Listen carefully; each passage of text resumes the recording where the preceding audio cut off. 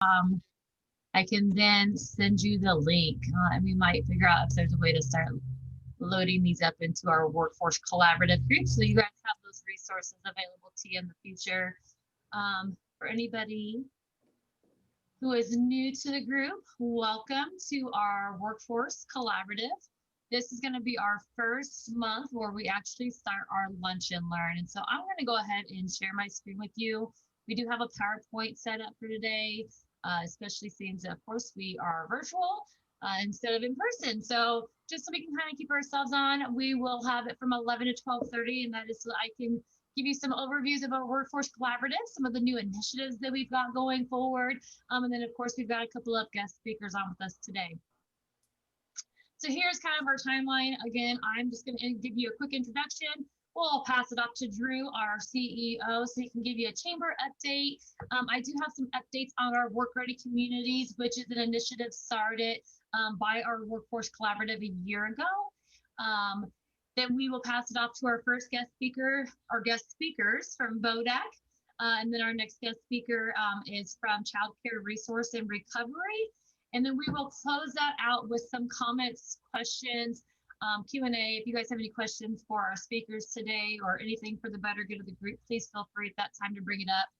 Also, if you have something super important in the middle of anything, please feel free to raise that hand icon so that we can kind of pause or put it in the chat so that I can ask our speakers to answer that question. If you're like me, you have to do it immediately or you forget. The biggest lie I ever told myself is that I'll remember. So if you're that way, I completely understand. Feel free to write it down in there. And with that, we'll go ahead and pass it off to Drew. Thanks, Alicia. For those who haven't had a chance to meet me, I'm Drew Camp, and I'm the president and CEO of the Council Bluffs Area Chamber of Commerce. I've been in this role since the beginning of August, and it's been really, really fun. We've really done a lot of good things just in those 3 going on 4 months that I've been in this position, including hiring Alicia and also hiring Sarah Beth Ray, who started last week and as our Director of Finance and Young Professional Engagement. It's been really, really exciting to, even though we're working remotely and we have predominantly for 3 out of the 4 months basically that I've been on staff. It's been really exciting that we've been able to add 2 new staff members over the 4 months that I've been there. That's not something a lot of times new chamber CEOs get to do, add staff. They more so get to subtract staff. So I'm really fortunate that I've been able to do that, and then we've been able to hire 2 new dynamic individuals to add to our team. But a few things that I wanted to make sure that I touched on is, I mentioned the team at the chamber. We do have a really, really good team here at the chamber. We continue to provide great services to our members, including obviously workforce development. I see Matt's on from Iowa West Foundation. Obviously, we always thank them every chance we get because they did generously provide some grant funding for us to start this program and for us to build this program going forward. So we owe them a debt of gratitude, as well as people who were involved with the Workforce Collaborative over the last year to really shape how this entire process and this entire program is going to look, but then also to Alicia, who's done a really good job since she came on in September leading the program. But a few things that I wanted to touch on is to start with, I'll just start with some things that we're doing as far as providing membership services to individuals impacted by COVID. The governor's come out over the last few weeks and come out with a lot of new guidance and a lot of new measures and preventative measures, and they have impacts to both our private, nonprofit, and public sector partners. So one of the things we're really doing is we're making sure we get all the information out there that we can to start, and then we make sure that we answer questions for people as well. One of the biggest resources we can do as a chamber is be a conduit. A lot of people don't know who to reach out to at the governor's office or who to reach out to at XYZ organization, whether it be workforce development, OSHA at the federal level, Department of Labor, a whole laundry list of things. We are able to help them with that if they do have questions or they're having issues with their respective businesses, or there's a specific provision within some of the measures that the governor put out. We've been able to help several members regarding some clarifying points that then came out obviously in the announcement that the governor had last night for like group fitness activities, things like that. But that's the biggest thing we want to start by doing, is making sure that we're connecting them to information and making it readily available to them as they work through the process. Another thing that we want to do is we're going to collaborate by nature. Any organization I've been a part of, and this organization while I'm here, is going to be very, very collaborative. So we're going to collaborate with our partners at the public, private, nonprofit sector. We've already started to do that. We're partnering with SBDC, Small Business Development Center, the Nebraska Enterprise Fund. We're really happy to have them in the Southwest Iowa market. We're partnering with them in Advanced Southwest Iowa. to make sure that we're getting resources out to our members. They're doing a lot of free webinars, trainings like they did originally back in the March, April, May time frame when everything first started. They're really trying to make sure that they're giving free resources to individuals with the expertise that they have, especially small businesses who have been impacted by the pandemic. And that's something we want to continue to make sure that we're providing our members. Another thing that we are making sure we do is we make sure that you know the resources that you have available to you as a chamber member. You have the hot deals, you have member to member deals, you can post your jobs, you can post a litany of different things on our website and on our social media platforms. Alicia and Lori and Kim and the team have done a really good job of making sure those resources are available and they're known. And we've seen our numbers go up as a result, and people are finding that resource with the chamber, and that's so important. Those are free resources to note as well. You don't have to pay to post your job if you're a member. That's something that we're making sure we're doing for individuals, and we actually are letting non-members do it as well, just for a limited time, 1 or 2 times, to see if they get value and they may be interested in joining the chamber, with that being a portion of the value that they're receiving. Along those lines, one thing too, with the times we are currently in with the pandemic, we're being very flexible with our membership. We are obviously a membership-based organization. We focus on our members. We always will. But at the same time, we're helping those who aren't members because, Alicia and others have heard this, and this is our 5th Zoom of the day, but they've heard me say it on a few of the other Zooms we've been on. That, if you're not there for your members now, they're not going to be there for you later. But that goes for non-members too, because we need to make sure we're providing those resources to them, and then they can maybe become members and continue to receive that value from the chamber. So that's another big thing that we want to make sure we're doing. Another piece too that'll lead me into the other point that I want to talk about is public policy. A lot of people forget, obviously the election happened, and we're past that, and boy did a lot of oxygen get returned to the room after that happened. But we now know what we have going forward at the state capitol come January with the leadership. The trifecta will continue for the next General Assembly with the Republicans keeping all control of all. It's important that we know that if you're not in that political spectrum and you don't play in that sandbox, it's really, really important that we know what that leadership is, because that dictates how our policies are going to be handled and how we go about discussing them with the people at the executive and legislative branch, because obviously depending on who's in control, the priorities change a little bit, and how things happen at the Capitol are going to change. So now that we know that, we're able to kind of put forward our priorities, including COVID relief and just impacts, for organizations, for example, schools, hospitals, some of those small businesses, others who have been really, really hit hard by the pandemic and are currently being impacted by the new provisions. Those are things that we can then make sure we're bringing to them in addition to our typical priorities like tax policy, economic development policy, placemaking and quality of life, a litany of different things that we're always looking at as a chamber and business advocacy organization. That's kind of my background. If you haven't had a chance to meet me yet, my background is public policy advocacy, and it's something I really enjoy doing. So we'll continue to do that very strongly at the state level, but then also at the federal level. I think a lot of people forget that they still have some big holes they need to fill at the federal level. They sat on their hands for a little too long. Obviously with the partisan, bickering that was going on before the election, and neither one wanted to give the other a win. So they did not take up any COVID assistance. So that's sitting on their desk, and they need to make sure that they're providing assistance to those in need, like those I highlighted before. And that's something that obviously we are going to be doing with our public policy apparatus as well, is advocating with those individuals at the federal level in the House and the Senate, but also at the executive office of the president. There's contacts we have there, even though he is, leaving in January. That's something we can work with them in the lame duck on, and it's very important that we are doing that going forward. Another piece that I wanted to make sure I touched on is, we do continue to work with our existing industries. That's a really, really important piece of the portfolio that we have, and working in unison with Paula, not only with our large existing industries that create, thousands of jobs here in the community, but also with our small businesses, our entrepreneurs. That's something we're really trying to build in this ecosystem and in this area, working with our partners, like I said, at Advanced Southwest Iowa, at the SBDC, at Iowa Western, with Matt and his with people at Iowa West Foundation. There's a good team of people that we've kind of gotten assembled that we're really working in that sandbox and playing in that sandbox quite a bit, to make sure that we're providing those resources that we need to our members. And another area that we're really going to make sure that we move forward in and that we're providing services in is diversity, equity, and inclusion. That's something that'll be more in 2021, but we already are having conversations with key partners like the ones I just recently referenced.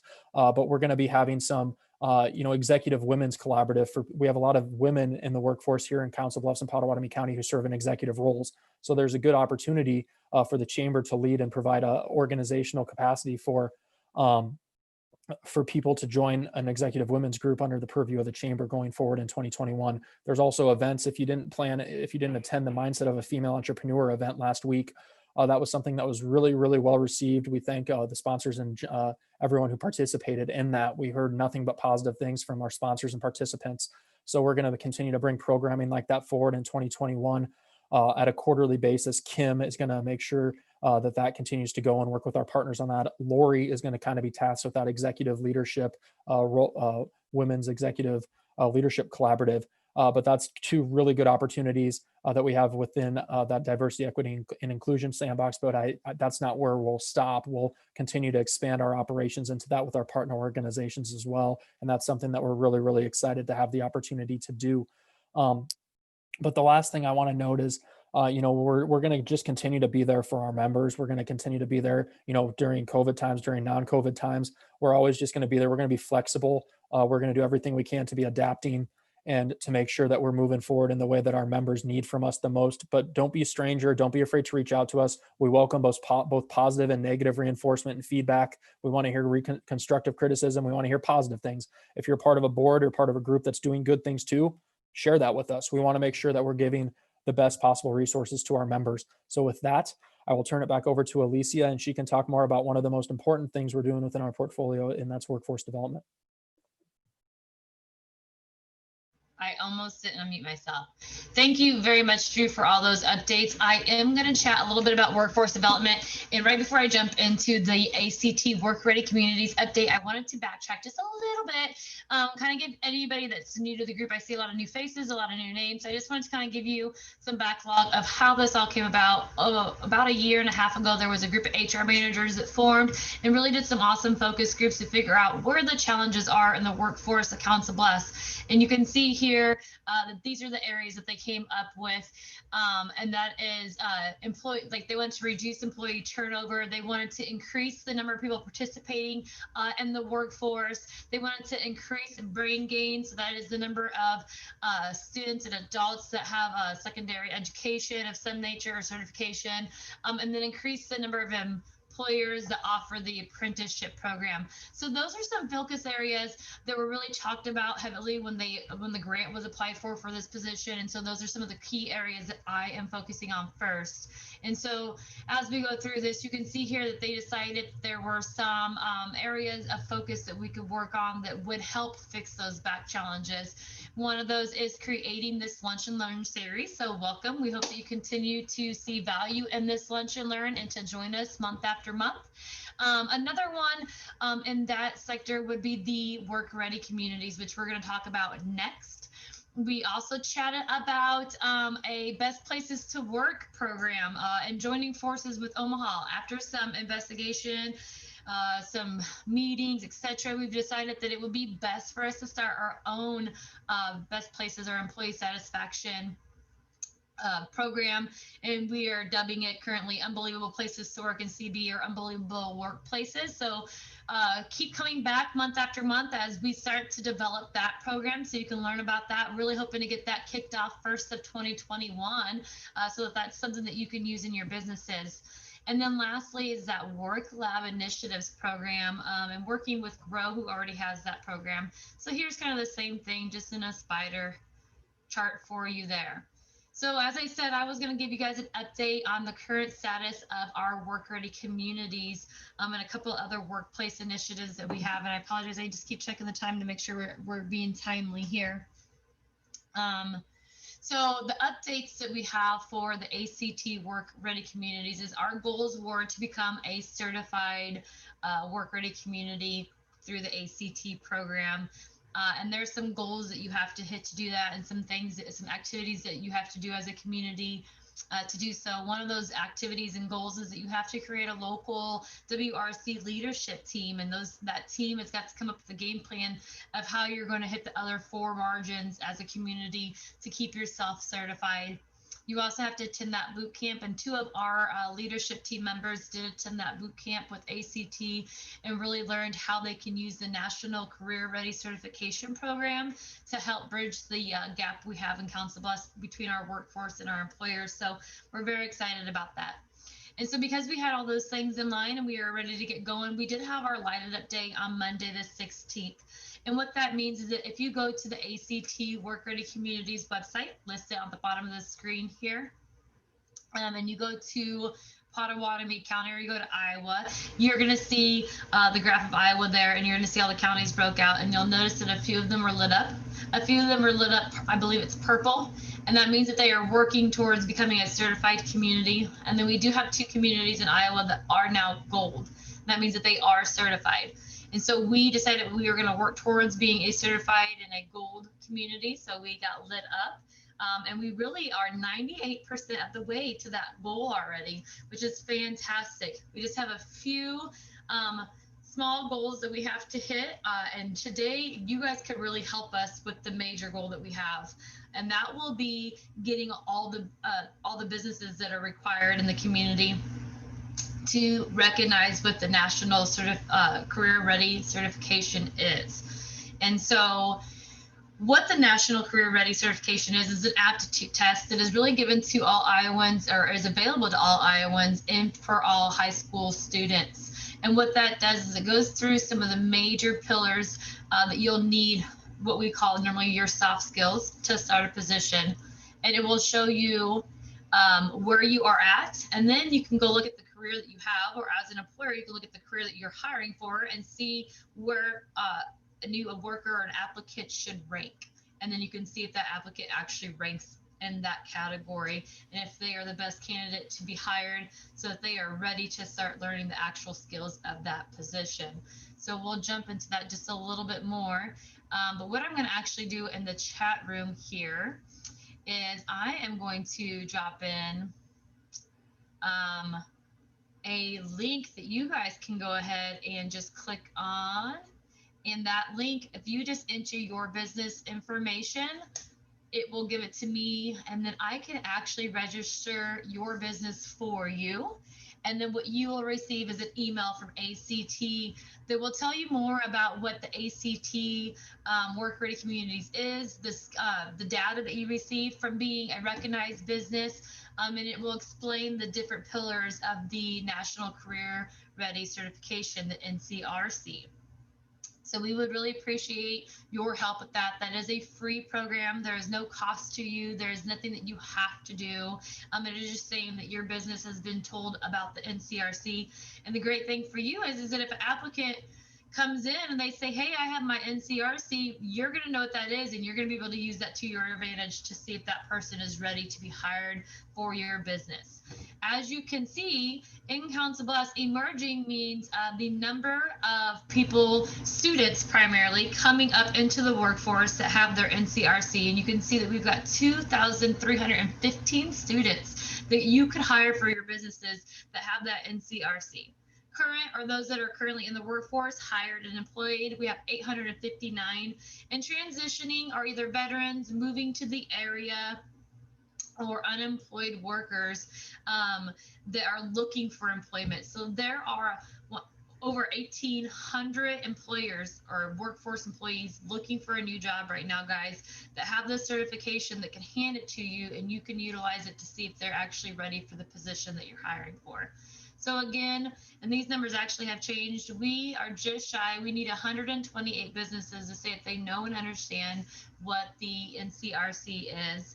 And we had 55, but we actually have 59 as of right now. So we do need a few more. So again, if you guys would, please drop your company name and information into that Google Doc, and I will get that registered for you. You'll get an email that will tell you how to use it. If after reading that information you decide, you know what, I don't know that my HR manager or whomever does your hiring and retention will actually use this, that's okay. There's not going to be a charge. There's not going to be anything wrong with it. It's just going to show that you know what it is and that you recognize that. So that would be very appreciated. And I'm going to jump into our next screen here. Hey, Alicia. Yeah. There was a question that came through asking, do you know what platform you'll be working with for the BPTW initiative? For the what initiative? The BPTW initiative. I don't know what that is. I'm sorry. Who asked that question, or can they explain? To work. Oh, the best places to work. Sorry. what platform I will be using. We actually are going to use Mood Tracker, which is going to be a free employee engagement survey. We're just working on what that will look like. And with that survey, like I said, we are still working through this, but our plan is that we're going to have a program put together with some marketing material, and there will be a time frame to sign your company up. You'll then receive a link that you'll send off to your employees through Mood Tracker. Of course, there are going to be some requirements, some quotas that you have to hit, like 80% of your employees have to respond. And then there are some tiers inside of Mood Tracker that are very easy to follow that will show you if your employees are satisfied working with you. And if you hit all those tiers, well, then you will be listed as one of the best places to work in CB. And you will get some media kit information that you can use when posting your jobs, when putting it on your website, etc. That way there you can promote yourself as that best places to work. And if there are areas that you missed, there is some action steps that you can utilize to create some SMART goals for your businesses, or some next steps to improve those areas. That way there you can retake that assessment in 6 months with your associates and see if you've improved that quality of work life for your team. And if you have, then you will again be listed on that website and you'll get that media kit. So, and speaking quickly then of your jobs and posting your jobs, you guys can post that on the Council Bluffs Chamber website. I know Drew spoke of that briefly. That is something that has been highly used lately by our members, and that pushes out to a new Facebook page that we've created, Council Bluffs Job Board, which has got, I want to say, over 300 followers now. We do still share once a week all of the jobs on the Chamber job Facebook page, which has over 4,000 followers, as well as there is now a weekly sign up of job seekers who have signed up to receive those notifications that we're calling them job alerts every Monday. And so it will be an email that goes to them with each one of the open jobs. They can click right on it. It takes them to your page so that they can learn about the position, see if they think that they're qualified or interested, and then apply to that job for you. So please take advantage of that if you have any open positions and get those posted. And if you have questions about any of that, and about the job board or any of the content we're discussing now, please feel free to reach out to me after this, and I would love to have a one-on-one with you, and we can go into that stuff a little further. And with that, I'm going to stop sharing my screen so that Darren and Gracie from Vodac can share their screen and talk to you about how they can help you with their clients or help fill your workforce with their clients. And Darren, let me give you rights to be the host.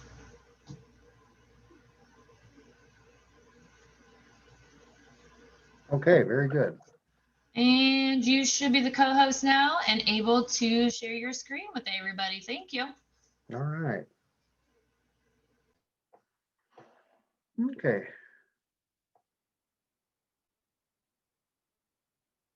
So can everybody see the presentation there? This is the first time I've done this, so. Okay, we'll go ahead. Just to get started.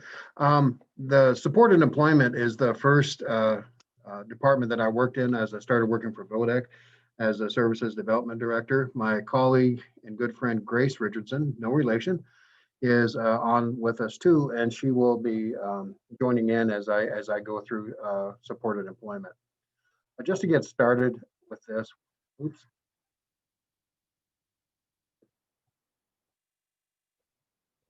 Okay, let me do that again. Okay, to get started with this, I'm going to show a video about Walgreens and their distribution center. Some of you may be aware of this.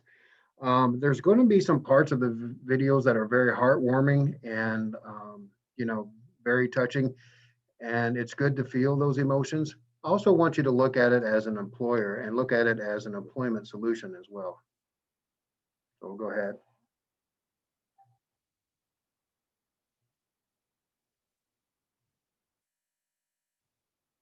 Darren, is your volume on? We can't hear it on our side. Well, Otherwise, do you want me to share it on my side? yeah, go ahead. All right, you There's want yours? Or there's an option up above on that view options where you click down and say that you want to optimize it for shared sharing audio, that might work for you.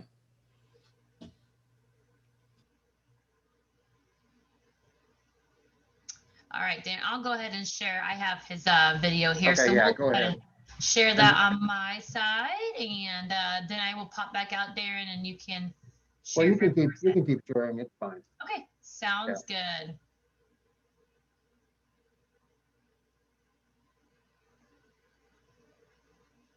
Okay, skip this slide. All right, There here you we go. I feel like it's children to the start, having a job. Maybe we can demonstrate to the world that people with disabilities can perform as well or better.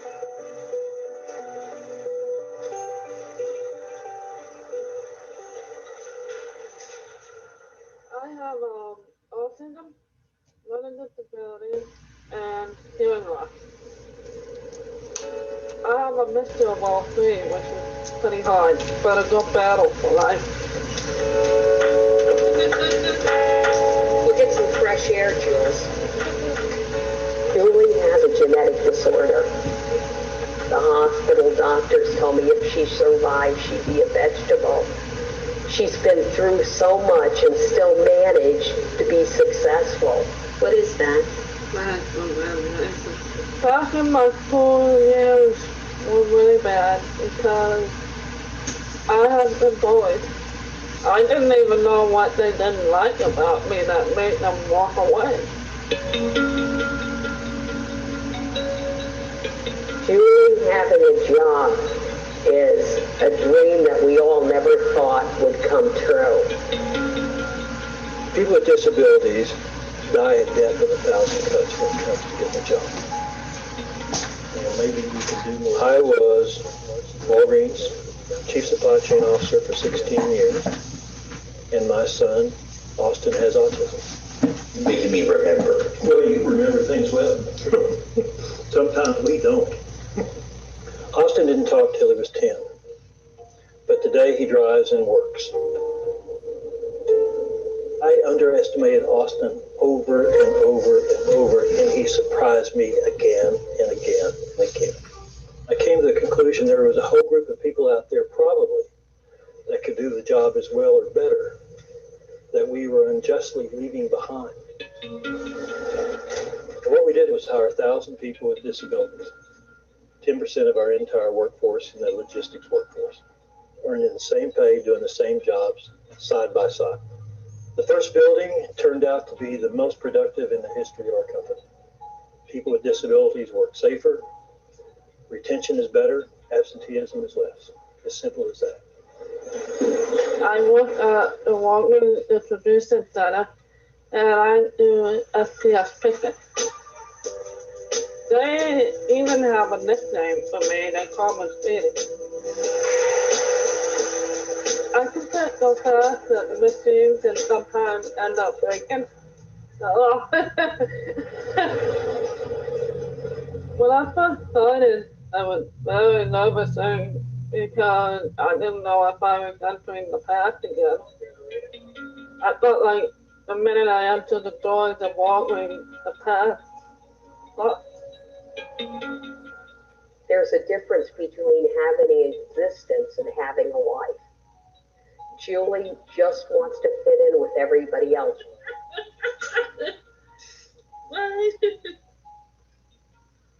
When I first walked into my job, I didn't realize love was coming next too. No, put that over there in first. Austin has few pleasures. One of his seasonal pleasures is taking cattails that come in the fall, and he likes to pull them apart and watch the seeds float around.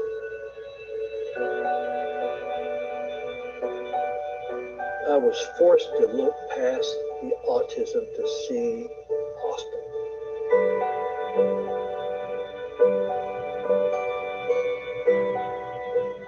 I think we have demonstrated beyond a reasonable doubt that people with disabilities can do the job.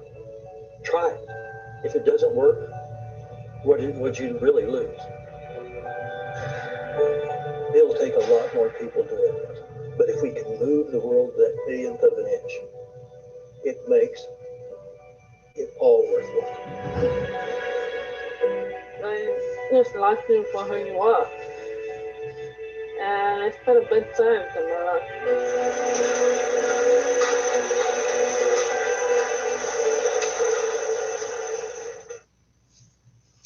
All right, Darren, go ahead and take it away. I'll move you on to your next slide. Thank you very much. So, to me, that video is of course very moving, but the point is, and what I hope that you all can help Grace and I do today is help us get in front of employers that really need some help hiring people, and all the things, those initiatives that you talked about, Elisa, earlier with turnover and all those things. We may have a solution that'll help employers, and that's really what I wanted you guys to see from that. And so I'll go on. So for those of you who aren't familiar with supported employment, it's a service that helps people with disabilities. VODAC primarily serves people with intellectual disabilities, but they also have, secondary disabilities, whether they be physical or other. Iowa Medicaid and Iowa Department of Vocational Rehabilitation Fund supported employment.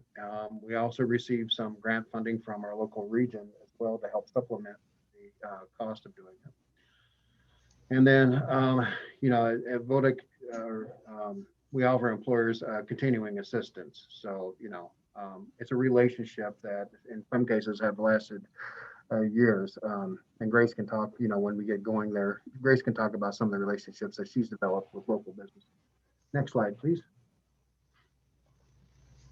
Okay, now here's the thing. Here's why employers should care about persons with disabilities. And this comes from my own personal story, and I will echo everything the gentleman from Walgreens said. They're basically good for your bottom line. And I'm not just talking about tax credits and everything. And I'm sorry, I get soapboxy a little bit here, but tax credits are wonderful and a great thing, but people are more than tax credits. When I was, before I came to VODAC, before I developed my own disability, I was working as a successful fast food restaurant manager.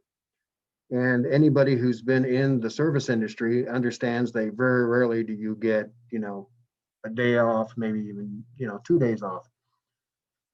And Friday nights, I would continuously miss that when my kids were little, and I regret that. If I'd only known. People with disabilities tend to keep their jobs longer. I hear from employers that, well, what about the liability? Well, what about liability? We all deal with liability, and there's no evidence that hiring people with disabilities increases your liability. If anything else, if you look at the cost of turnover and other things, it can actually help your bottom line. The most exciting thing I want to talk about is the universal accommodation. Those are strategies that we use in our workshops to help people with disabilities become more productive and basically to create more widgets, if you will. I'll give you an example. For a local company, we were doing, back after Hurricane Katrina, we were asked to do face masks. Now, these face masks got 21 different pieces. They're very complex and they had to be put together exactly right. So how do you take a workforce of people with learning disabilities and teach them how to create this very complex face mask that we needed to put together? So what we did, we created a universal accommodation. We called it JIG. And basically, it's hard for me to describe things like this, but it looks like an old-fashioned sewing machine. And what it was is made out of wood, and the participants, our workforce, had to put each piece had a place on this jig. And once you put each piece in place, you simply snapped it together and everything was made exactly right. And we had, over 99%, a quality rating on that, meaning that, over 99% of the units that we created were absolutely done correctly. Now, what had happened is that there was a company from another country that came in and sort of underbid us with this. And so that job went away. It came back because the company wasn't able to maintain our quality rating. And here's why this is important for employers. If you hire people with disabilities, our team's going to come in and make some of these accommodations. That doesn't mean that only the people with disabilities have to use them. That means that your other neurotypical workforce can use them as well. I'll give you an example. When I had kids, one of the things that I was able to do is I was leaving the grocery store and I had my kids by the hands, and then I had groceries also, and I was able to use my elbow to open the handicap door. Now that door wasn't originally created for me, but I tell you what, I use it when I need to. And there, if you think about it, there are a great many things that we have available today because we started making accommodations. And if you reach out to Grace after this, we can give you a lot more examples of how this works. Things that where we've made an accommodation for someone and it actually increased the productivity of the entire workforce. Next slide, please. Okay, so I'm just going to go quickly through the features and benefits. So as I said earlier, supported employment is government funded. There's employment planning, and we do environmental assessments. We do on-the-job training assistance. There's post-employment follow-up, and we become a recruiting tool for future hires. Many of the businesses we work with have found that they're successful and they want more. So go ahead with the next slide.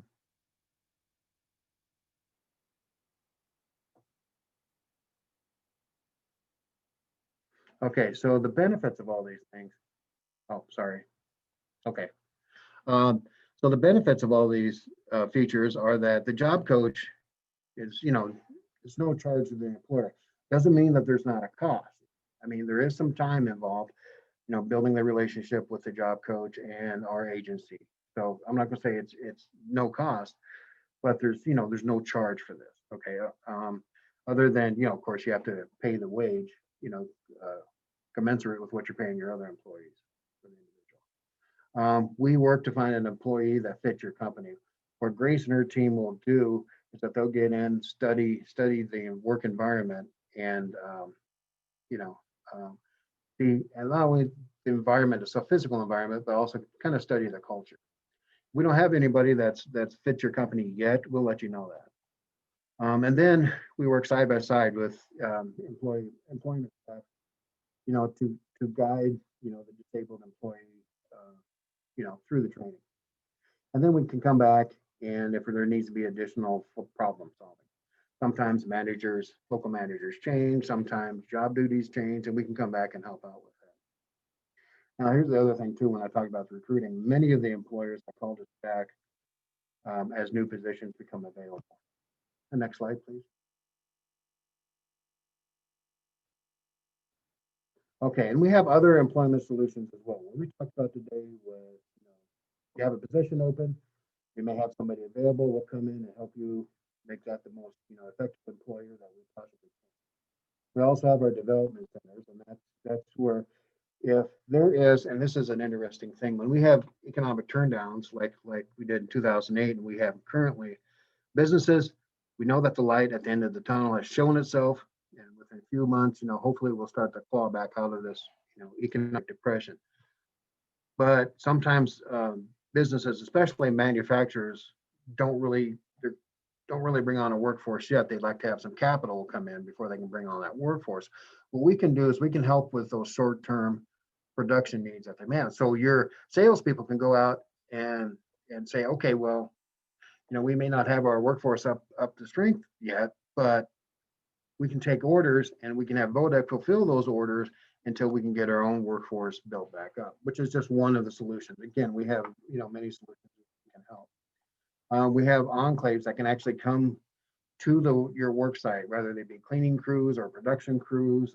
We have students that are working in internships, and they're doing everything from childcare to clerical work. And and the next slide, please. I'm sorry. I thought I had another point, but I didn't. Okay, so this is Grace. Grace, you want to introduce yourself? Hi, I'm Grace McPherson. Like Darren said, no relation, but I've been at Vodek now for about 4.5 years. Always in the supported employment department. It's definitely what I'm most passionate about. Darren did a really good job of explaining all of this, and I think that my only thing I guess maybe like to reiterate is just that supported employment is obviously about us helping our clients. get jobs and stuff, but equally and just as important, you as a business are our clients as well, and keeping you happy and coming up with solutions to meet needs. That's definitely a huge priority for us. So kind of one thing that Darren and I talked about that might be something, just maybe like a jumping off point for you to think about. One of the biggest needs I think that we have to kind of get to this point where we have people ready to apply for the openings you need happens more on the back end before the actual application process. Some of you might be familiar with something called like worksite assessments or trial work days or periods. And what those do is, for someone who may not have a frame of reference, if this is, they may find that work sounds interesting, but they don't really understand what it entails. It gives them a chance to, see if this is for them and see what maybe they're still needing to work on to get to that point. Also, if you're not sure, you're uncertain based on, maybe an interview that kind of left you on the fence. As an employer, you may get a chance to see what you're hopefully looking for, to see that they can learn as they go, and that maybe with the right supports, it could be a good fit. So if it's something you're interested in, I would love to work with you. This can be for, openings you have currently, if it's a specific job, but, overall, one of the biggest things with the employers I think we've developed the closest relationships with is that they've even been willing to allow us to do assessments when they don't have openings, because that training piece allows them like the opportunity for this bigger pool of trained, employees that will fit their needs in the community wherever at some point even.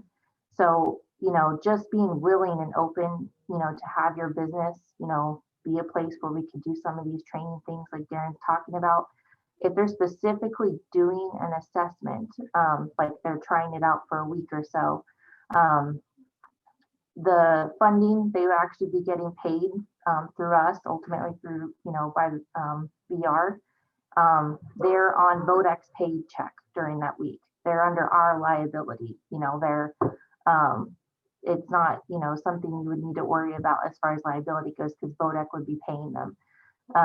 But that's definitely something I really hope that if you guys are interested in, you feel, like we can reach out and talk about. But I really do hope you understand that we want to meet your needs. It's just as much as we want to meet our clients' needs. Thank you, Gracie. Thank you, Darren. Guys, I can't tell you enough how supportive I am of this group. In my past ops world, where I wore 100 hats, including HR that was responsible for hiring and retention, I worked with VODAC. For those of you that know my background, I come from the hospitality industry, so I worked at the Spring Hill Suites, and I can tell you that they assisted me with housekeeping, with my janitorial needs, with my breakfast needs. I can't tell you how much of a people person most of these guys are, right? Like their clients love people. They love to interact. So they're good with the public. And working with VODAC was awesome. They were able to come right in. And again, and I'm all for like using temp labor as well, especially temp to hire. I think it's a great program. I used Express Employment all the time as well. But you pay extra money to test somebody out and see if they work. Whereas with VODAC, they come in and they pay that person for you for a week to see if that employee wants to work there, if that's something that's going to fit their needs, and if it's something that's going to fit the needs of your business. So I can't express enough, like just give it a try. If anything, have a conversation with them and just see if if anything you could be an advocate for them in the future. Again, right. So, some of you may or may not know, I have 3 aunts and uncles that are slow.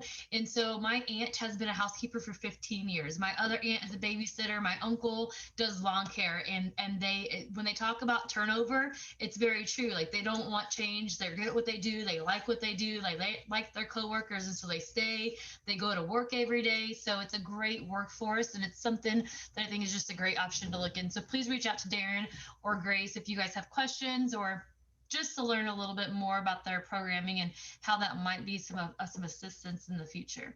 Yeah, and please, if there's a group that we need to get in front of, let Grace know, and we'll be glad to talk to, any business, any group of businesses.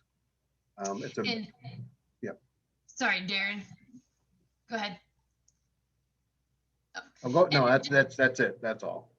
And to tie it in, and Gracie and I were chatting about this a little bit yesterday, but we were talking about the NCRC, guys. That's the National Career Readiness Certification, and TAPS, which works with Gracie. They are taking those certifications, guys. So not only are you going to have somebody there with them working to get them trained into your position, but you're going to know kind of where they sit on those soft skills and kind of what skills that they have right off the bat. So does anybody have any questions? All right, then I think we'll go ahead and jump. Thank you so much, Darren and Gracie, for presenting today. And I think we'll go ahead and jump right into Shirley with community development. I'm sorry, she's a community development specialist with child care resource and recovery. Another great thing to just think about and look at with your workforce is their child care and how is that affecting your workforce. And so I'm going to stop sharing. Shirley is going to share her screen. She's having some internet issues today, so she's not going to have her video on just so that it doesn't lack her internet. Give me 1 second here and I will get Shirley listed here as the co-host. Okay, Shirley, you should be able to share your screen now.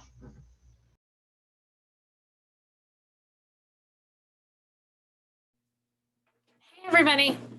I'm Shirley Urich, and I'm with Child Care Resource and Referral. And Alicia asked me to present to you today about what our services are. So I hope you can see my screen okay. Okay, so first of all, I was just going to start out with our history and how we got started. So we were founded in 1989 when 60% of mothers were found to be working outside of the home. In 1991, it was discovered that child care workers weren't trained in early childhood education. So then our main focus became training those child care workers in the early childhood field. So in 1992, we became a statewide organization focusing on parents, child care providers, and communities. And I'll go over a little bit of that in a little bit. In 2006, they came out with a quality rating system. And I don't know if anybody knows about that quality rating system or not, but I'll talk about that in a little bit also. In 2011, the Department of Human Services implemented a statewide service for child care providers that would help them with having a child care consultant that goes into the child cares and helps them with quality.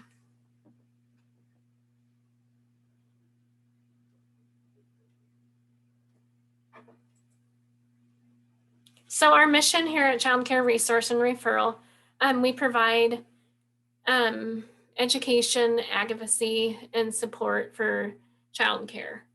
The Iowa mission for child care is every child beginning at birth will be healthy and successful. So services we offer is services for child care providers, families, and communities.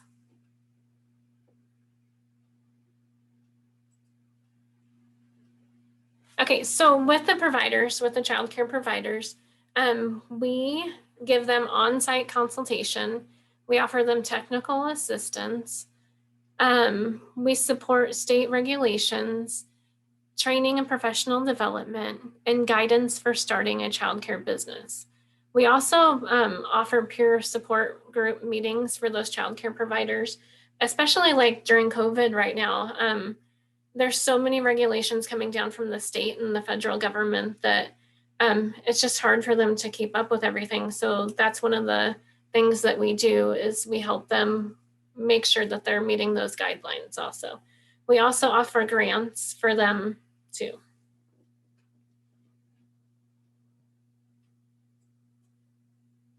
So earlier I was talking about our trainings that we offer. We do offer trainings for the child care providers so they can become quality. It increases their professionalism.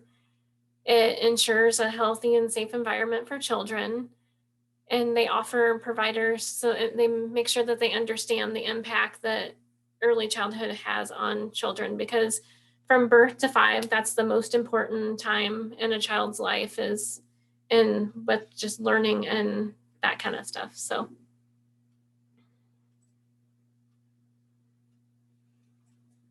for a child development home, there's a certification called a ChildNet, which first they go through a training that's 25 hours long, and that's part of them becoming part of quality.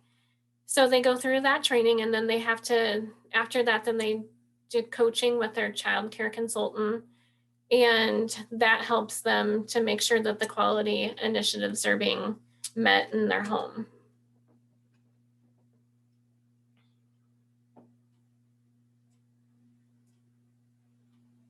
And earlier I was talking to you about the quality rating system. So just like a hotel, they have like a 5-star rating. Child cares also have that. So child care centers that you would go to, or child development homes that you would go to, under the DHS license center or registered home, you would find, if you call them, you could ask them, what level are you? So the level 1 would be just that they either had a registration or they have a license. And level 2 would be that they were going up on that quality rating system. So they would be on the food program, or they would meet other qualifications. And then the level 5, which is 25 points or more, they would have to have an Iowa State assessor come out and assess them on all the quality initiatives in the QRS rating system. Are there any questions so far on any of that?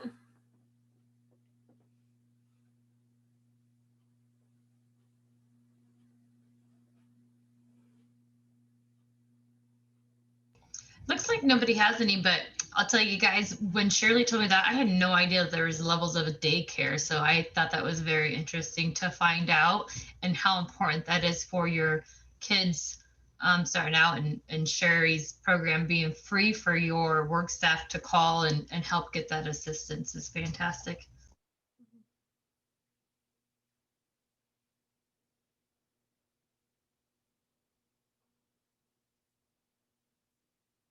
Okay, so another area we offer is parent services. And this phone number, a parent can call and say, hey, I need childcare in the Council Bluffs area, or it's a statewide thing. So statewide they can do this, but say like in Council Bluffs, they need childcare. They would say, this is my address and I would like childcare in this area. And then the parent services people will talk to them about the quality rating system. They'll talk to them about, there's infant spots in this area, or there's toddler spots in this area, there's preschool spots in this area. What is closest to your house? And so then they would give them a list of providers in that area that meet the qualifications that the child care provider has. So say like there was a special needs child that needed services. The parent would say, my child has autism, or my child has hearing loss. And so they would match that child care provider up with the parent's needs. So this is also a really good thing for employers to have that number. So if they have a new employee that needs childcare, they can give out this number also. Is there any questions on that part at all? I just wanted to say, just from a personal experience, that my own daycare provider goes through this program and just raves about it, loves it. I actually, through her, gave out that number to several people looking for daycare options, during the pandemic when lots of things closed down. Yeah. And it's extremely helpful. So I know it's been a really good resource for a lot of people.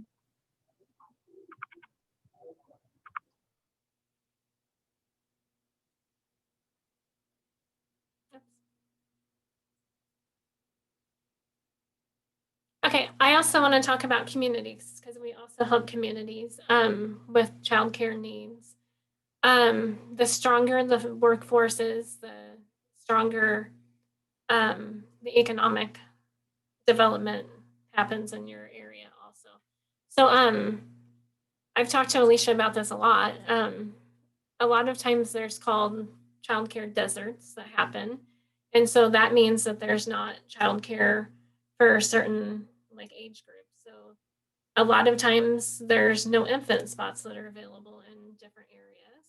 And so so I'm just going to talk to you about childcare deserts now. So some of the reasons why that there would be a childcare desert is low pay for providers, lack of benefits, non-traditional hours, evenings and weekends. And Alicia and I talked about that a little bit too, because like those hotels and stuff, they don't have an opportunity to have childcare providers because there's not a lot of childcare providers that are 24-hour shifts or are open at 2 a.m. for a person to come in to work. Also, longtime providers retiring and nobody to come in for them. Difficulty in finding quality staff. Lack of funds for repairs and improvement. Provider burnout. Low child care assistance rates.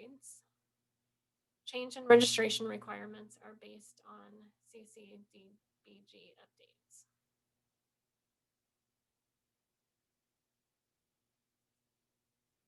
Shirley, Okay. you're cutting in and out at the very end there. Okay, sorry about that. That's good. Okay, so one of the things that Iowa Child Care Resource and Referral has come up with recently is something called Child Care Ready. And I would love to talk to anybody about this if you are interested in it. I've talked to Alicia and actually talked to Gracie yesterday. Child Care Ready is a support for child care centers and for home providers that help them get through the registration process or child care centers to hire new staff. So Child Care Ready is a series that walks them through the trainings.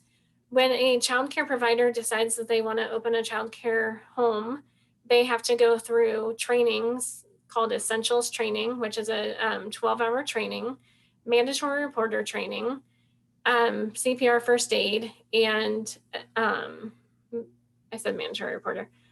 So there's different trainings that they have to go through, and they also have to have background checks done and that kind of stuff. So, and then also in a child care center, they have a couple other trainings that they also have to do in order to do that. So we've come up with this program to help child care centers and child care homes get started and to help alleviate that child care desert. So it's a really cool program. So I'd love to talk to you about it sometime. So.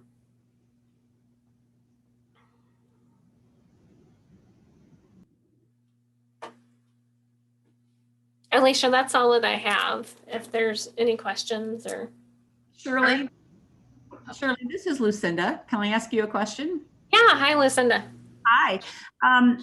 In a community needs assessment that I was just looking at some data about Council Bluffs, there's over 4,000 children in Council Bluffs that are under the age of 5. And that seems like a lot of kids. But on the other hand, when you look at the number of licensed child care centers and the number of licensed child care home centers, plus we know that there are some other center, home situations that maybe aren't licensed. I mean, really, is there still a huge need? And we keep hearing a huge every day we're getting calls for infant spots and toddler spots. And so it's the infants and the toddlers that we're getting the most calls about. Yep. And of course, those are the ones that are, it's difficult in a center just because of the ratio needs and things. Yeah, and it's difficult in homes too, because a home is only allowed to have a certain amount of infants. So it's just, those infant toddler spots are hard to come by. Right. So then in turn, a lot of people are leaving the workforce to stay home with their children Right. instead of being able to work.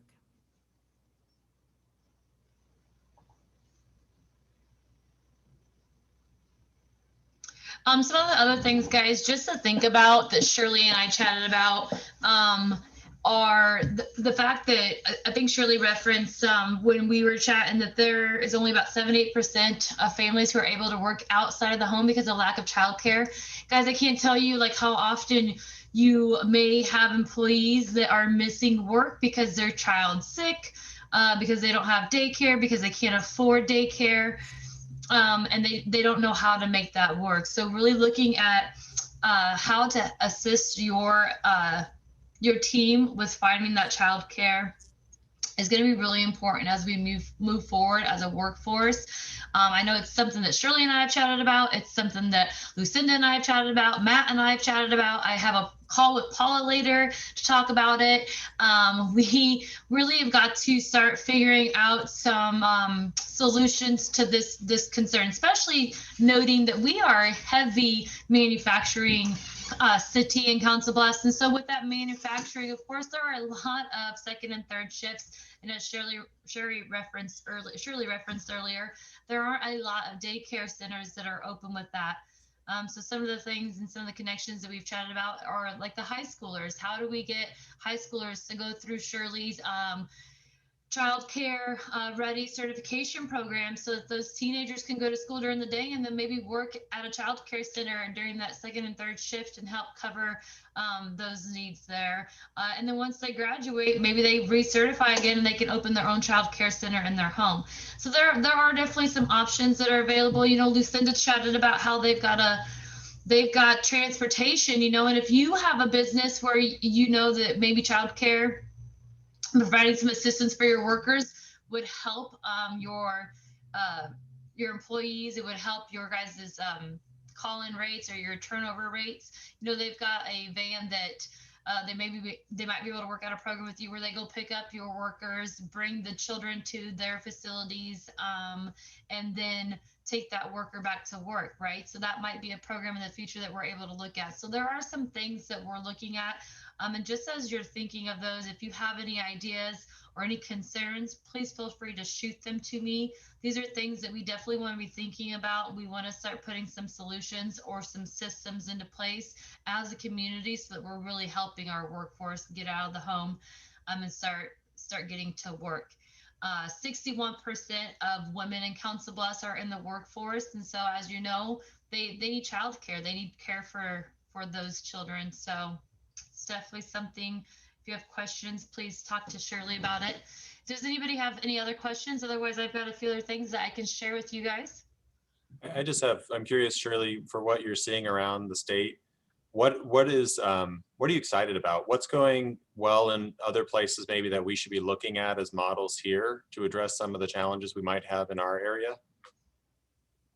We're seeing like a lot of this statewide, and that's why this Child Care Ready came out statewide. This was a statewide group that worked on this together, and we're implementing it in all regions of our state. So it's not new to anybody. I mean, and especially since COVID, there's a lot of people that are closing down because they can't afford to stay open also. So yeah, the little bit we've been hearing about since COVID is that the problem has flipped a little bit on its head, that we're hearing that there's extra spots in some childcare because people haven't come back to childcare as quickly as expected. Is that true? Well, and a lot of times, I mean, even if they have those extra spots, they're not wanting to give up those extra spots because of the people coming back, or because they want to have a low ratio because of all the sickness going around too. Yeah. So. This is Lucinda again. I'm interested if there are anybody is aware of businesses that are wanting to make a direct connection with, child care centers too. If there's any businesses that would like to do any, kind of a direct connection with the child care center to provide child care for that business. I know that, that exists in some bigger bigger organizations like Union Pacific and things like that, but I don't know if anything like that is being explored in Council Bluffs, on this side of the river or anything like that. And, in this day and age, COVID, maybe not. Lucinda, I've been on a statewide committee also on shared services, and I don't know if anybody's heard of shared services before, but we're working on trying to get something like that started in Iowa. Some shared services would be that, like an organization that's a larger organization, they have cleaners that come and clean. Maybe they can send them down to the child care provider that partner with a child care provider and say, hey, I'll do all your cleaning for you, or I'll scoop your walks during the winter time, or I have the CPA that can help you with your books. Maybe you have 3 spots that you can give me that you're guaranteed 3 spots, and I'll do this for you. And almost like a barter type of system. Is that what you're? Yeah, just something that would help out, so they're not paying for this, so they could offer you. Yeah, I was not aware of something like that. Yeah, and Pennsylvania has an awesome shared services organization. I've talked to the Pennsylvania people a lot about it. And so we're trying to get something like that started here, but it's in the works. So interesting. Yeah.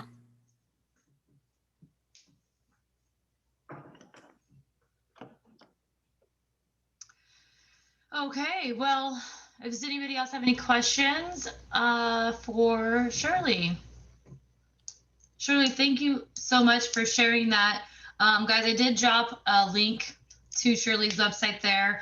After this call, I will shoot an email out to you guys with just some contact information with Gracie and Shirley's permission and kind of their website, so that if you guys have questions that you weren't comfortable asking in front of the group, you could of course reach out to them and hopefully, maybe learn a little bit more in depth about how you can help them, they can help you, and you guys can become partners. When we're chatting about, that free number for childcare, I think that's like one of Council Bluffs' best keep secrets. I think Council Bluffs has got a lot of those. The more that I do digging in this position of what the concerns are with our workforce, the more resources that I find on a regular basis that as employers, we can be giving to our associates to try to help them navigate their personal life so that their personal life doesn't interfere with their work life. So something that I've been working on, guys, and I just kind of wanted to get some feedback from anybody in the call, is a kind of a essentials poster that you could hang up in your break rooms that will go over maybe some numbers that if your employees have concerns about shelter, utilities, clothes, fooding, they can call these numbers and get help, right? Sometimes those associates, they're just going to be a great associate and then they're going to quit on you, or they're going to start calling in all of a sudden and you don't know why. And it's because they don't want to come to you and tell you that they can't feed themselves or their family. They don't want to come to you and tell you what's going on in their personal life because they're embarrassed or they're afraid that you'll fire them because they have these things going on in their personal life. So having this in your break room or being able to hand this out to your new hires or to your team might be beneficial. On the poster, I want to put some childcare. So of course, Shirley's number, that 1-800 number of finding childcare would be on there. Some family help. We do have an awesome family resource community with Promise Partners and Council Bluffs, education numbers on there, transportation, medical, mental support. So does anybody have any input on this kind of a poster? If we were to get these created for you, is this something that you think that your business would hang up or use?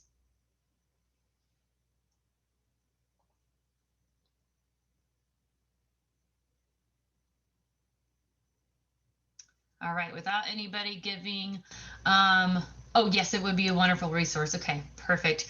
All right, thanks for that. And I'll keep working on that. Like I said, I've already collected most of those numbers. And yes, I'll continue to get that developed. Hopefully we'll get that soon. It will be a nice size poster. And so we'll work to try to get those distributed to you guys as fast as possible, as well as making it available on our worksite link on the chamber website. That way there, if you lose it or you need new ones, etc., it'll just be available for you. Again, I think that we just really need to start creating that network inside of our community where we're supporting each other and making sure that our team's taken care of. So we'll work on that. And then a couple of things lastly here that I wanted to chat with you, and it looks like we might wrap up a few minutes early, is that, again, that ACT enrollment, please guys check that out for me. I would love your support. It's just one way that we're going to help bridge that gap for our workforce. One of the best parts about us hitting that goal of 128 businesses as needed to be certified is that once we get certified, there's additional data that we'll start to receive. We'll start to receive information about where the majority of our workforce lies, what skills that they have, what level of skills that they have, and where the majority of our occupations lie, right? So that we can see then what that gap is, and we can start to bridge that gap with our educators and with the opportunities that we have for our workforce. How do we level them up, use the work keys, etc.? What programs can we put in place to make sure that our workforce is at the level they need to be successful in our businesses here in Council Bluffs? So please, again, jump into that ACT enrollment and just put your name in there. I'll do the rest for you, I promise, and it's free. Talent surveys. We are working on a lot of programs here. And so some of you may have gotten an email from me with a survey attached to it that's called a talent survey. It really is just a survey that goes kind of through how many employees you have, how many are part-time, how many are full-time, what kind of benefits you offer them, what kind of benefits that you would ever consider offering them, what kind of work concerns that you are finding, you know, are you getting enough applications when you have a job open? If you are getting enough applications, do they have the skill level that you need? Or are they lacking somewhere? That will give me a lot of data that I need to start putting programs in place for you and for your businesses so that we can really start to see that shift in our workforce and start to see more retention. So that may have already come to you. If you already have it and you feel comfortable filling it out, please do. Otherwise, there will be a webinar tomorrow with me that you can jump on. We'll run through those questions in case you have any, run through the survey in case you have questions. And after that, I'll just be knocking on doors and kind of calling you one-on-one and seeing if you have time to chat with me briefly. So we'll kind of go over that. And then lastly, before we talk about what next month will look like, sponsorships. Guys, this is our Lunch and Learn. And next year, these will be, we will have a sponsored spot for each one of them in a series sponsor. And so if you jump onto our TRC page, you can see all of the benefits that you will get from being a series sponsor or from being a monthly host sponsor. You get a lot of recognition and a lot of marketing time with the chamber from doing those two things. Or if you have questions, please reach out to myself or Kim. Really probably reach out to Kim. She's our specialist in that area, but I can answer some questions for you as well or get you connected to Kim. So we do have those spots available that we'll be looking to fill next year. And some other potential ones will be some new programs that we're working on that we might be calling you guys or that might be available for you as far as sponsorship goes. And outside of the workforce sponsorships, there are other areas that you guys can sponsor. So please jump onto that TRC on our website, check those out, reach out to Kim or myself to chat about those. Next month, our Lunch and Learn will be December 17th. It will be from 11 to 12:30 again. Our guest speaker is going to be, we have two guest speakers. We don't have any hosts yet. So we just have a couple of guest speakers right now as this is a new program. And it will be Connect Go Getting to Work project, right? So another issue that we know that faces our workers is how do they get to work? Do they have cars? Do they bike? Do they walk? Do they want to get to work that way? If they don't want to get to work that way, is there accessibility for them to get to work a different way? You know, if they drive, but they would rather ride their bike because they're athletic, are there sidewalks? Are there safe pathways for them to get there? So that's a project that the Omaha Chamber and MAPA is working on, and they really want to jump in and pull Council Bluffs in. I believe that Matt has worked with them with Iowa West Foundation, and so that's a great program that they're going to chat about and how you might be able to assist them or they can assist you. As well as GROW. So GROW is an Omaha Chamber program. It's a work lab initiative. So a lot about what we were chatting about with the poster and with all these other areas of helping our workers so that they can stay focused at work, you know, so that their personal life isn't affecting their work life. That's what GROW focuses on. They've got navigators that can come into your workforce and really assist your employees with navigating their home life so that it doesn't affect their work life. So some more great information next month. I hope that you guys register. We'll have another chamber update. Hopefully we'll be much further with the ACT Work Ready communities, and also hopefully I will have a better outline of what the unbelievable workplaces in CB will look like, and maybe even some info how we can get started with that, and you can register your company. At that, Drew, is there anything else that you wanted to add before we close? Is Drew still with us? Yep, I am. No, there's not. I just want to thank Alicia, and I want to thank our presenters and everyone that joined us today for the call. This is really important information to talk about. Childcare will be an issue that we talk about as a legislative priority within our package of priorities for the chamber, and also for Professional Developers of Iowa and Iowa Chamber Alliance. It's going to be a continued issue. There were 7 bills last year in the legislature, I believe, that dealt with childcare, and I expect it to be another predominant issue, as well as tax policy and some other things this year. And we look forward to working with our partners on that. And just again, thank you all for joining. And Alicia, thank you for your efforts. It's clear you're doing a lot of good work and working really hard in this area. So thank you for everything you're doing. Thanks, Drew. Thanks so much, Gracie and Darren and Shirley, for chatting today. And we will see you guys soon. This is recorded, so if you want a copy, just let me know. Have a great day, guys. Thanks, everybody.